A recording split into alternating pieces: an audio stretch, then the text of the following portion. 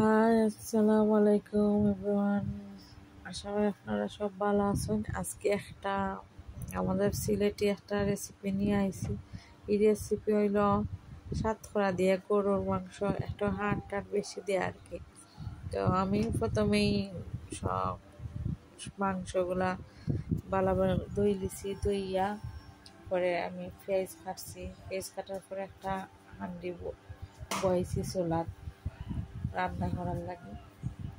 এখন হাঁড়ির মাঝে তেল দিব। তেল দেওয়ার পরে একটু গরম হইয়া আইলে আদা রসুন পেস্ট দিলে এলাম। একটু আদা রসুন পেস্টের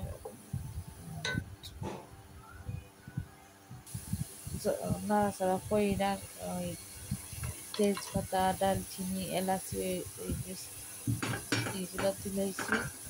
তারপরে আবার নাড়াচাড়া কইরা, এটা আসলে অত স্পেশাল কিছু না, আমরা সিলেটি যারা আছেন সবই জানেন। এর চেয়ে মজা করে সবই রান্না করতে পারেন। এখন আমি আমার স্টাইলে রাঁধতে কইতে রেকর্ড কইরা শেয়ার করি, ভালো লাগে। যদি ফের ভালো লাগলে রান্না করলাম।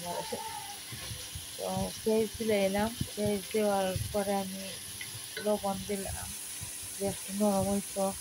পেঁয়াজটা নরম হওয়ার পরে আমি মাংস বেশি দিয়েছি। মাংস আগে দেওয়ার বেশি মানে গুঁড়ো মশলা পরে দিব, কারণ আমি ওই স্টাইলে রান্না করি বেশি।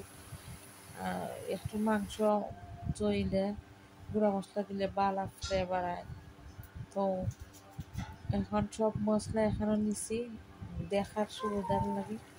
দেওয়ার পরে এখন দিলাম মাংসর উপরে। একটু নরম হয়েছে মাংস দেওয়ার পরে ওই কালার আইছে। এখনও ভালো করে কিচ্ছু হয়েছে না, জাস্ট মিক্স করছে আর কি।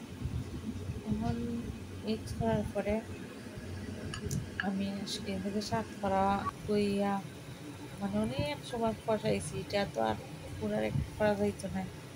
কষানোর পরে মাংস নরম হওয়ার পরে আমি সাতকরা দিছি। দেওয়ার পরে আমি একটু জল দিলাম। জল দেওয়া একটু ফাইনাল লুকটা একটা আইসে। ওই যারা চাই পছন্দ করতে পারো। আর ভালো লাগলে লাইক কমেন্ট শেয়ার করবা, সাবস্ক্রাইব করবা। আর বাড়াতে পারলাম।